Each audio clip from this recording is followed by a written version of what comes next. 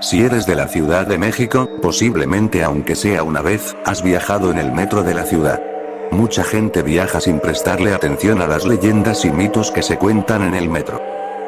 En esta ocasión les vengo a contar algunos relatos, leyendas urbanas y rumores que se cuentan en el metro. El inspector de metro potrero. Una de las historias más escalofriantes de apariciones nos la cuenta otro trabajador del metro, Maurinares, quien ha sido reconocido como el conductor más amable del metro. Él relata una historia que se contaba en 1991, cuando se desempeñaba como auxiliar de estación. En aquel entonces, era muy sonado un hecho ocurrido hacía pocos meses antes, que tendría como protagonista a un inspector de línea, apellidado Platanov. Él trabajaba en la línea 3. Aquel día le asignaron trasladarse a Metro Potrero para esperar un convoy y llevarlo a reparar. El protocolo marcaba que debía notificar su descenso a las vías en caso de necesitarlo. Pero él nunca lo hizo. Simplemente desapareció. Varias veces fue voceado desde el puesto central de control, pero nunca hubo respuesta, hasta que un hallazgo macabro ocurrió al revisar uno de los trenes. Encontraron un cuerpo. Fue entonces cuando se levantó la sospecha de que se trataba de Platanov. La información se confirmó cuando encontraron la credencial del trabajador. Los acontecimientos extraños comenzaron poco después. Los conductores decían ver a una persona entre las vías, por lo que solicitaban el corte de corriente. Al verificar el tramo no encontraban a nadie. Los hechos ocurrieron varias veces, hasta que un día un nuevo auxiliar de estación entró a trabajar a la estación Potrero. Este nuevo auxiliar de estación comentó que se encontró con un hombre en las vías del metro. Al verlo con un uniforme de lujo, que era un compañero, y charlaron con naturalidad, hasta que el extraño le dijo: yo también soy trabajador, soy inspector de línea, me apellido Platanov. El nuevo auxiliar sabía de la historia del trabajador arrollado, así que le pareció una broma de mal gusto y se despidió. Le reportó de inmediato al jefe de estación que había encontrado a alguien en las vías. Él le contestó: no tenías por qué haber encontrado a nadie, no existe ningún inspector en ese tramo. Nadie podía creerlo. El jefe de estación mandó instrucciones de que verificaran la interestación, pues se había detectado la presencia de una persona no permitida en vías. La descripción acerca de la persona no autorizada en las inmediaciones de las vías coincidió por completo con el expediente del inspector fallecido. El trabajador se desvaneció y fue inmediatamente hospitalizado. Entre sus últimas declaraciones, afirmaba ver a Platanov en la puerta de su habitación en el hospital, pero nadie le creía, hasta que aterrorizado y aún hospitalizado falleció. Poco después comenzaron a llevar flores para honrar el deceso de ambos trabajadores. Solo así cesaron las apariciones del inspector Platanov.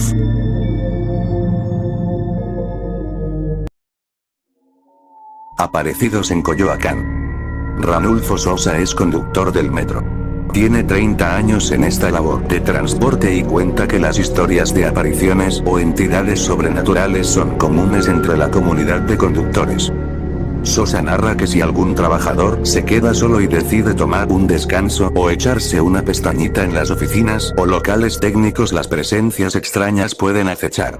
La sensación de que una fuerza extraña se sube o se apoya en su cuerpo es relato extendido entre la comunidad. Se siente algo como un suspiro o queja cerca del rostro. Obviamente el trabajador o compañero se despierta sintiendo ese peso sobre su cuerpo y solo le quedará levantarse, si es que puede, comparte Ranulfo. El conductor comenta que los que logran incorporarse salen del lugar tan rápido como les sea posible. Agrega que en ocasiones los compañeros, que ya habían tenido esa experiencia, llevan a alguno que lo ignore o que no crea para que descanse ahí. Finalmente termina ocurriéndoles la misma experiencia. Después de tantas décadas de labor, las historias se repiten, con ligeras variaciones en cada vivencia. Esto pasa sobre todo en locales técnicos o cubículos de jefe de estación. La más famosa en la línea 3 es la estación Coyoacán. Los fantasmas de panteones. Esta historia ocurrió en el año 2000, la protagonista de esta historia no quiso dar a conocer su nombre. Así que en la historia la llamaremos Lupe. Lupe había terminado sus estudios en el Instituto Politécnico Nacional, ahora estaba buscando un trabajo. Desde niña siempre quiso conducir un tren del metro de la Ciudad de México, y por fin lo había logrado. Pudo obtener el trabajo fácilmente, ya que tenía a un par de familiares trabajando en el metro, que recomendaron al jefe de sindicato que la dejaran trabajar ahí. En 2 semanas, Lupe sabía conducir perfectamente un tren del metro. Cuando comenzó a trabajar, conducía en la línea 4 de Martín Carrera a Santa Anita. Un tiempo después, la cambiaron a la línea 2 que corre de 4 Caminos a Taxqueña. Pasaron los meses, y Lupe había experimentado una gran cantidad de experiencias únicas que solo se viven en la red del metro. Además conoció bastante gente, uno de ellos fue Don Carlos, el que le enseñó cómo conducir un tren y todo el mundo del metro. Un día, Don Carlos le estaba contando sus historias. Había vivido durante el temblor del 85, como de costumbre. Don Carlos pronto se jubilaría. En un momento, Carlos le preguntó a Lupe: «Oye, ¿algún día harás tu cambio para irte a otra línea?» «No, la línea 2 es perfecta, aquí los trenes son nuevos, no hace tanto calor como en otras líneas y 4 Caminos es la estación que tengo más cerca de mi casa». «Bueno, esas son razones muy convincentes, pero te daré un consejo, no importa qué día de la semana sea, no te quedes en el túnel que hay entre Panteones y 4 Caminos por ninguna razón después de la medianoche. Es que en ese túnel suceden actos sin explicación, bastante fuertes, casi paranormales».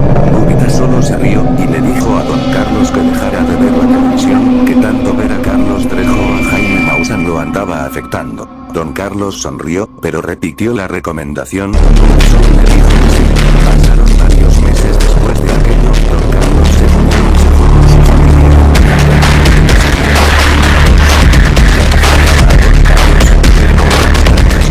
Interesantes y la entretenía en su labor.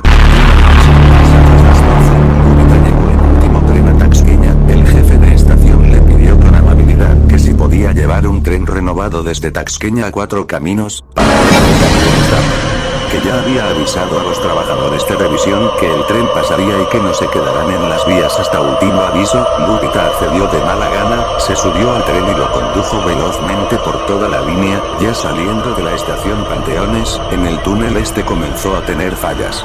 Lupita se enfureció, y aún más al ver que alguien estaba en las vías. Lupe recordó que el jefe de estación le había dicho que todos los trabajadores de revisión no bajarían a las vías, hasta que ella llegara a 4 Caminos. Entonces ella, molesta, salió de la cabina y le gritó a aquella persona que se quitara de las vías. Justo cuando ella salió de la cabina habían aparecido 2 personas más. Ella, molesta, le gritó a los 3 que se quitaran. Ninguna de esas personas le habían respondido, seguían caminando ahora hacia el tren. La luz de pronto se había ido. Lupita espantada subió rápidamente a la cabina. En ese instante se prendieron los faros del tren, y por la ventana pudo ver a más de 20 hombres, mujeres y niños caminar lentamente hacia el tren. Ella gritó y justo un par de segundos después, las luces volvieron, el tren volvió a funcionar y las 20 sombras se esfumaron de repente. Ella, apresurada, llevó el tren lo más rápido que pudo a 4 Caminos y lo dejó ahí estacionado. Huyó rápido de la estación y corrió a la calle, donde pidió un taxi. Ya en el taxi, caminó a su hogar, sollozando y tomando bocanadas de aire. Le contaba lo que había sucedido al taxista, el cual solo decía «ajá» a todo sarcásticamente. A 7 años de aquella experiencia, Lupita no ha querido volver a escuchar, hablar o ver algo relacionado con el metro. Le llegó una gran fobia a este sistema de transporte desde aquella ocasión. Ahora, solo con ver las indicaciones de una estación, o al ver un tren pasar por una gran avenida, ella grita pidiendo auxilio, espantando a más de uno. Todos sus conocidos le han dicho que se fuera de la ciudad, pero desde entonces por alguna razón no se duerma en el metro. Hay cosas en la vida que más vale que nunca averigüemos. La ignorancia nos permite dormir con placidez en la noche, y concentrarnos en nuestros respectivos trabajos. Por ejemplo, ¿se ha preguntado usted qué les sucede a las personas que se quedan dormidas en el metro, cuando este llega a la terminal de una línea, lo que causa que no escuchen la advertencia que les pide abandonar el vagón y sigan adelante en el mismo, adentrándose en un profundo túnel oscuro que aparentemente no lleva a ninguna parte? La verdad es que esa es una de esas cosas que en realidad no nos conviene averiguar, si es que queremos mantener la ilusión de que vivimos en un universo racional. Sin embargo, no está de más tomar algunas precauciones sencillas, que bien pueden evitarnos experiencias en verdad lamentables. Una de ellas es la de no dormirnos nunca en el metro, en especial, después de la puesta del sol. Para Arturo Marquina, periodista ya no tan joven, y autor ocasional de relatos de ficción científica, cuentos de horror y novelitas policíacas, ese descuido le produjo un extraño desarreglo que sus amigos califican casi de locura. Se niega Arturo, quien es una persona sensata, racional y de buen humor, a acercarse siquiera a las entradas al metro. Se niega también a pasar por encima de las ventilas o registros del sistema de transporte colectivo de esta capital. En eso puede ponerse hasta agresivo y desagradable. Marquina se niega a hablar de esa extraña fobia que lo aqueja.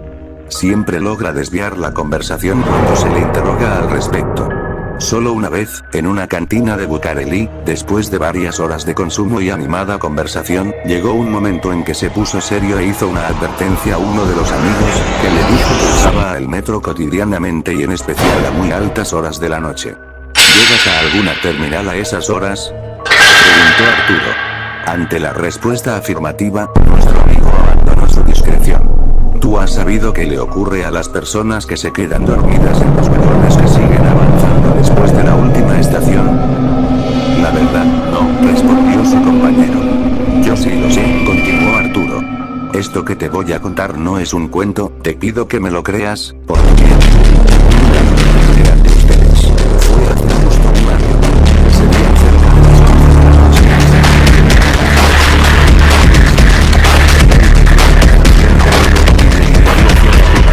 Ahí transbordé hacia Barra. Ya es ahora, el metro va casi vacío. Cerca de Tacubaya me quedé dormido. El tren llegó sin duda a la terminal, sin que yo despertara. No oí la distorsión que sale del sistema del sonido, ni el insistente pitido del silbato electrónico que anuncia las paradas. Después, unos segundos después, cuando ya el vagón se dirigía hacia el inquietante túnel que continúa el trayecto, alcancé a ver el letrero y la insignia de mi estación de destino, la cual quedaba atrás. Con preocupación y fastidio, pude ver que no iba solo. Unos asientos más adelante iba un tipo viejo y desastrado, en evidente estado de ebriedad, que seguía dormido y cabeceaba con cierto ritmo. Pensé que quizá este tren cambiaría de vía y regresaría por el mismo trayecto en unos momentos más. Pero no fue así. El vagón siguió adelante, se desvió hacia la derecha y después de avanzar varias decenas de metros, hizo alto en un lugar totalmente oscuro. El motor se detuvo y lo mismo la ventilación. El silencio más absoluto cayó sobre nosotros. Fue entonces cuando las luces se apagaron. Ahí, empecé a sentir algo de miedo. Había un poco de claridad, proveniente de la parte